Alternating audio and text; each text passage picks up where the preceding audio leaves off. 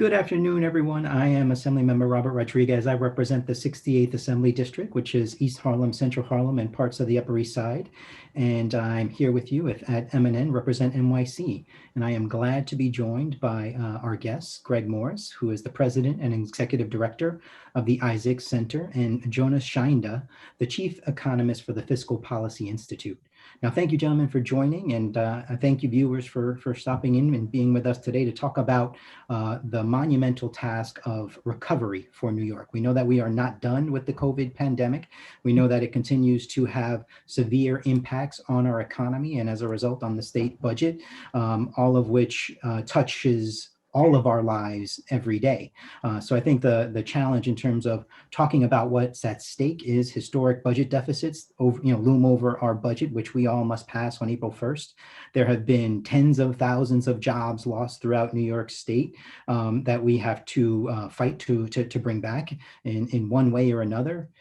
It's brought to light some really significant challenges to the district, but also throughout the state. We have seen food insecurity unlike anything we've seen in the past, and certainly have taken steps to deal with what we know is a looming eviction and foreclosure crisis because of the people who are out of work and unable to make ends meet in terms of making their rents. So while that is a difficult challenge ahead, I think we have heard from many of our leaders that there is optimism in terms of what is happening in Washington. There's optimism in terms of our ability as New Yorkers to be tough, resilient, and transform, as we have been throughout this pandemic. But we're still needing to roll up our sleeves. So that's where we are. That's a little bit of the backdrop. And with that, I'll give a minute or two for our guests to introduce themselves. Let's turn over to Greg first. Well, thank you very much for this opportunity to speak and be part of this. Thank you, Assemblymember Rodriguez, for making this time, and to the Manhattan Neighborhood Network for this space. The Stanley Isaacs Neighborhood Center has more than 50 years of service on the Upper East Side of Manhattan, our primary neighborhoods of Yorkville and East Harlem. Our service portfolio is focused on the needs of children and families, young adults, and older adults. We have a history in food and nutrition. I know we'll talk about that. We have an investment in workforce development specifically for young adults who have been hit very hard by this pandemic. I know we'll talk about that. And obviously our older adults who have been extraordinarily challenged during this time period. The Stanley Isaacs Neighborhood Center serves about 6,000 New Yorkers every year from across the 5 boroughs. But our primary location, our community, has been hit very hard. And if not for the resilience of the neighborhood, and I think the creativity and the support of our fantastic elected officials, it would have been very hard for us to get through the first wave.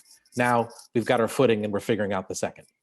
I think for our viewers there, we may have Greg as just an example, but there's certainly a multiplier effect. What he does, the communities he serves, and in the way he serves them is mirrored by countless nonprofit organizations across the state. So you can just imagine the story that you're hearing here is happening absolutely everywhere else in slightly different ways, but true nonetheless. Jonas, who we rely on heavily for economic policy, but I think the combination of what you do, ties very directly into what happens on the ground. So Jonas, introduce FPI.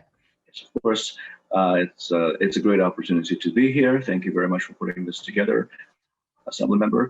And many thanks to the MNN for hosting this conversation. My name is Jonas Shaende. I'm the Chief Economist at the Fiscal Policy Institute, an independent think tank that analyzes economic issues, budget issues, issues dealing with immigration and inequality.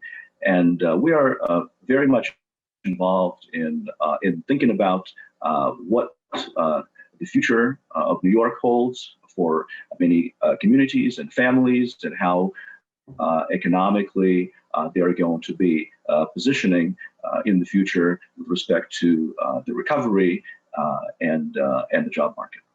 So we're going to certainly address revenue, because that's going to be a consistent theme about how we try to fill some of the gaps that have occurred as a result of the pandemic and unemployment. But before we go there, I want to talk a little bit about social services, because it's important for us, when we talk about money and billions of dollars and ways to close gaps, to realize that the numbers mean something. They become abstract at some point when you're talking about billions and billions of dollars, but all of those translate into real programming in our community.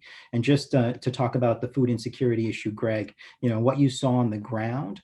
And we know that the state responded using both federal stimulus dollars and state dollars through specific programming like Nourish New York, and I think $25 million that we were able to get from the feds.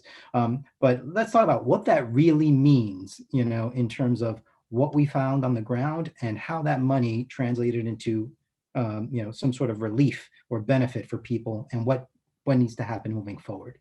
I think what is very important to sort of emphasize is that we continue to be in this moment of having to address food insecurity. I think there was a mindset that once we got past the first couple months, and then we got the summer sort of space, that perhaps this wasn't going to be an issue, but it is, and it has been. And part of that comes from the fact that 20+% of New Yorkers were already experiencing food insecurity before the pandemic. So this just became a layering process. And particularly, who were we talking about? We were talking about single parent households. We were talking about older adults. We were talking about folks who were already pretty vulnerable. And then those are the folks that got hit the hardest. And in terms of where this money went and how this money got used in order to be able to meet needs, the extraordinary effort, Assemblymember, as you highlighted, the extraordinary effort of the human services and the social services networks to be able to come together, to connect, to be able to ensure that food got to those who needed it was essential and critical. And it was valuable, and it got us to move forward at a very challenging time. That said, and this is kind of the key takeaway point from my perspective, I think a lot of us in the sector were feeling frustrated to no end, in some cases, by the reality of there being dollars available, but the social services sector not necessarily being part of the conversation about how those resources could be used. In our case at the Isaac Center, we have a industrial sized kitchen. That kitchen provides meals to older adults through our home delivered meals contract. We decided, by virtue of commitments that were made by private funding sources, that we could expand our kitchen and ramp up services. So we essentially tripled the number of meals that we were producing on a daily basis. How did we do that? We actually hired young adults that were in our culinary training program to work in the kitchen. We hired displaced restaurant workers. We brought them into the kitchen to ramp up and provide services and meals, not just to produce, but also to deliver meals, because there were plenty of folks who couldn't leave their homes to be able to secure those meals. So that was the choice that we made to navigate this moment. And it's a choice we made as human services providers. We made as an organization to be creative and innovative and impactful in a moment where we were being, where the challenges and unique vulnerabilities of our community were coming to light. So while there has been a lot of investment, it hasn't always made connections between how those resources can really get to the folks who need it. I think that's a good point, and we saw that. And I think one of the numbers I remember is I think World Central Kitchen, in terms of their collaboration between human services and the private sector, put out like almost 500,000 meals during the pandemic, and are still continuing to, to try and figure out how to meet needs. And that just happened across all of our service providers, yourselves, the Little Sisters, LSA, Common Pantry. I mean, I think, I had never seen anything like that in all of, my years being born and raised here in East Harlem. And I think, that, what does that say about what we do next? I know we are not out of it, so there's no question that during this moment we have to continue to provide aid. I think the stimulus allows for that. If you're trying to look a little further out, what do you think are some of the solutions for food insecurity next? Yeah, we need to start from the perspective of what it is that we believe folks' access should be to food, and it has to be a commitment from a state level, a city level. It has to be a commitment to say no one should go hungry, no one should be without.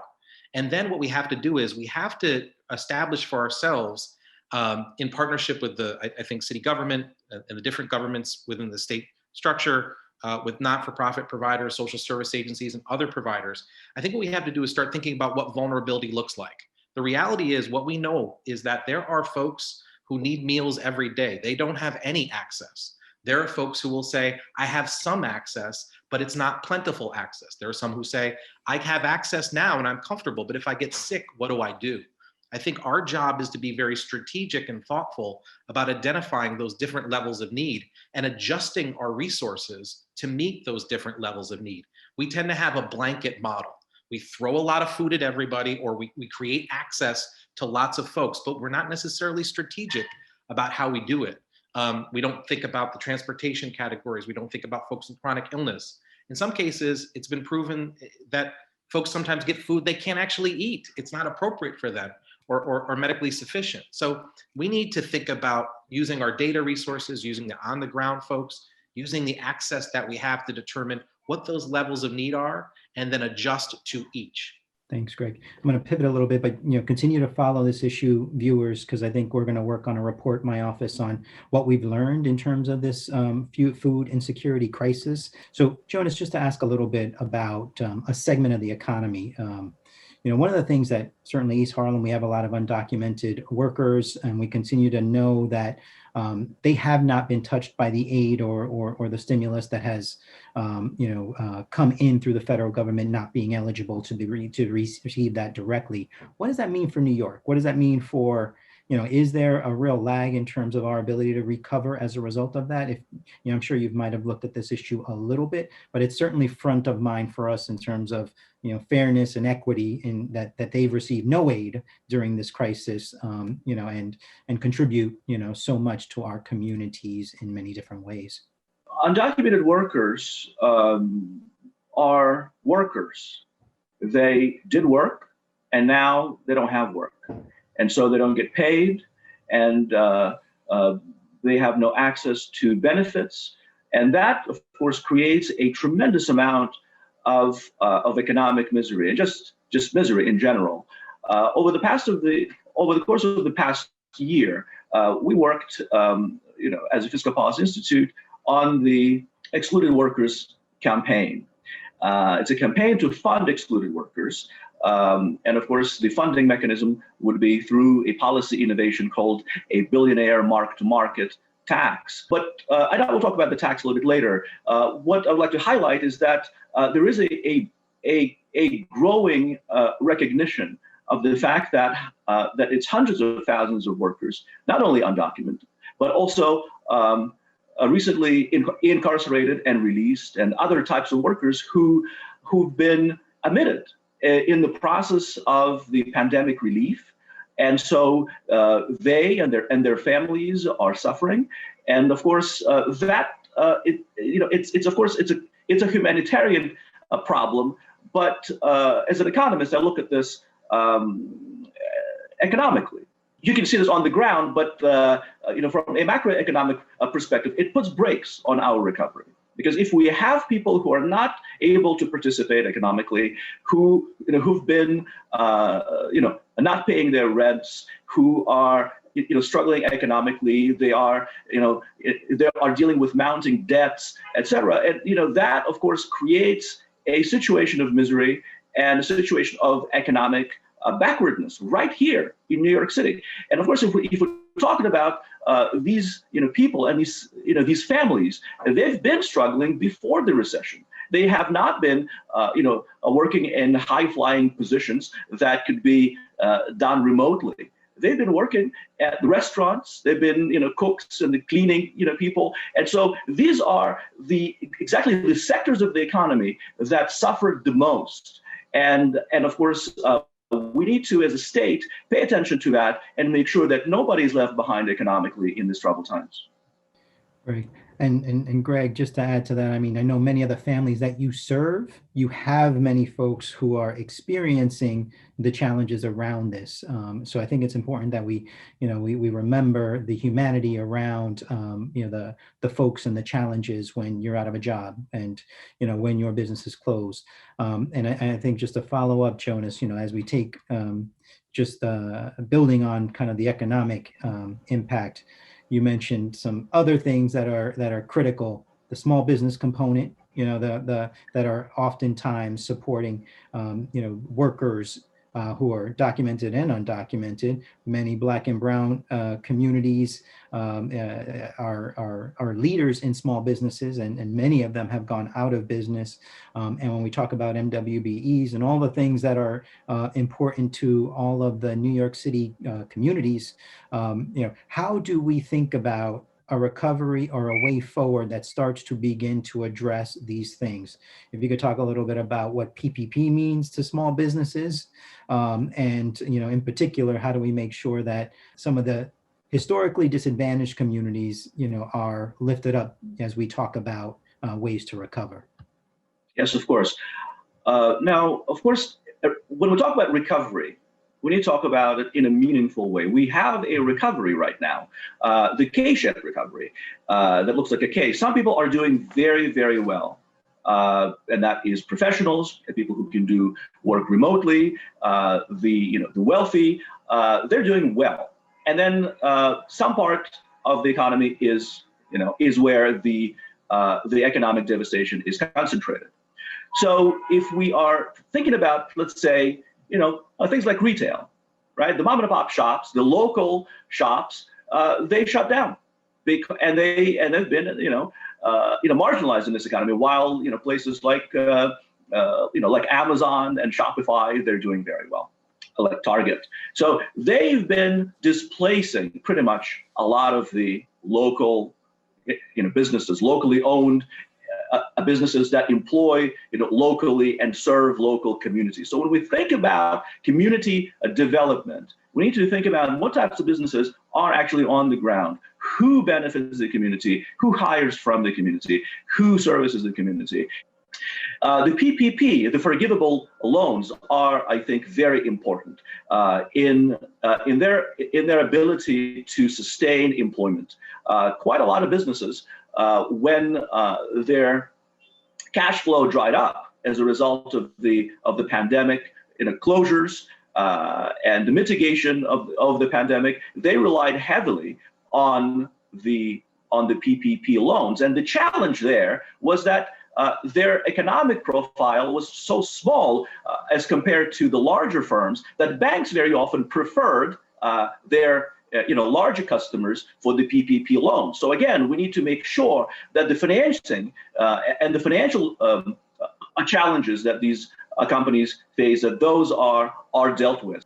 Thanks, Jonas. And I mentioned PPP to remind people the last stimulus that was passed at the end of December includes another round of PPP. So it's important for us to go out there, apply, talk to your community, lending institution or your CDFI or your credit union or your bank or whoever you do business with to make sure that you are accessing again this next round of stimulus.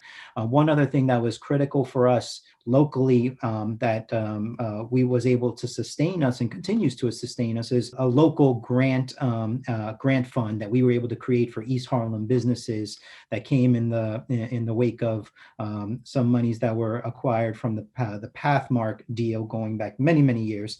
But essentially it's $6 million for grants for small businesses in East Harlem. That is currently being administered by Union Settlement. I say that again because there are still grant funds available with slightly less paperwork than the PPP program requires, better eligibility requirements to make that available for the small businesses during this very key and important time.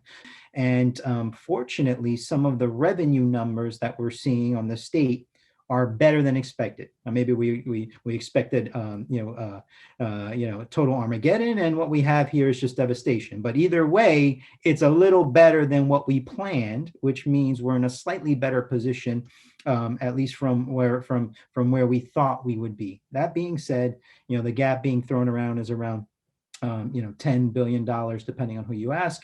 Jonas, you can clarify that for me because there's a number of different interpretations on the state budget, but that has resulted in some significant holdbacks, since the last budget period that have meant real impacts to services. I think I'll have Greg talk a little bit about what have those holdbacks meant to the human services sector, and then we'll talk to Jonas about, some problem solving about how we might be able to address that. Yeah, I appreciate you mentioning that and bringing that up, we, by the way, to the last point, we received a PPP loan. We were glad to have it. If not for that, I think I would have had to exit a third of our staff, because there was no way that we were going to be able to sustain ourselves through a very challenging period. And what would that have meant? That would have only added to the number of displaced workers in New York City. And these are folks who are exceptionally hardworking in the social service and the human services sector, whether it was folks who worked in out of school time programs or senior services staff and other team members. So that was a difference maker for us. It was hugely beneficial, and it allowed us to keep our staff whole during a very challenging time. Specific to the reality of being an operator at a time where government is experiencing tremendous reductions in revenue and or is making choices to allocate budget dollars from point A to point B, it tends to be true that the human services, the social services sector tends to sort of fall to the back in terms of getting our bills paid. Now, as you know, as we've talked about many times, government pays us about 80 cents on the dollar as is to start. So automatically, I'm already responsible for finding the other 20 cents. So any delays in being able to invoice, to receive reimbursement for our services has a direct impact, because one thing that holds true is that we have to pay, we have to make payroll every 2 weeks, regardless of whether or not our city or state contractors are paying their bills on time. And it is interesting to note that the social services sector tends to be paid at last, after everybody else gets paid. And that is particularly challenging and creates a crisis for organizations of many size. We're a modest sized organization. We're about $8.5 million. To some, that might seem like a lot, but if you know other providers in East Harlem and others, there are bigger providers. Regardless, the reality is we then have to draw on whatever modest investments we might have. We may have to draw on lines of credit, which some of us have or don't have. Then we have to pay the debts on that. When the city and state choose not to pay what is called indirect dollars are specifically those dollars to help to ensure that all of your administrative costs are taken care of, which are essential to being able to perform the functions that you have. I and the other providers in and around East Harlem and in Upper East Side of Manhattan and beyond are all trying to figure out right now, what does our budget really look like? When is the state going to start paying its bills on time again? And how is it that we're going to be able to sustain ourselves at the level that we have, because we want to ensure that the needs are being met. And as noted earlier, the fragility and the vulnerabilities have only increased as the dollars are decreasing.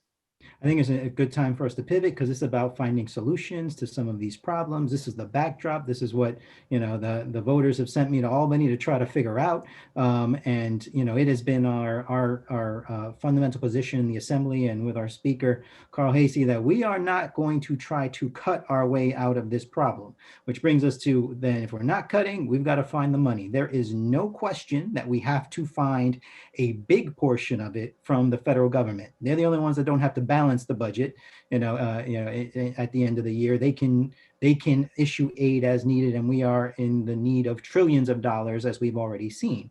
But Jonas, there are some things that we can and should do. Millionaires and billionaires obviously are experiencing this very differently.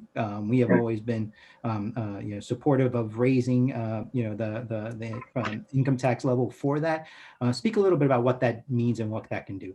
Yes, of course. And I would just like to add a little bit to the backdrop.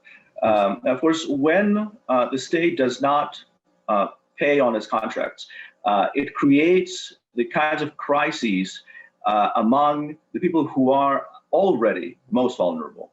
The nonprofits are a very important part of our state economy. They employ a lot of people. They provide vital services that very often the state, the government, outsources to them. So there are a lot of important proposals that people talk about, and of course the easiest way to raise revenue is to look at where the incomes are and to where the money is. And in our recovery right now, it's at the top of the income spectrum.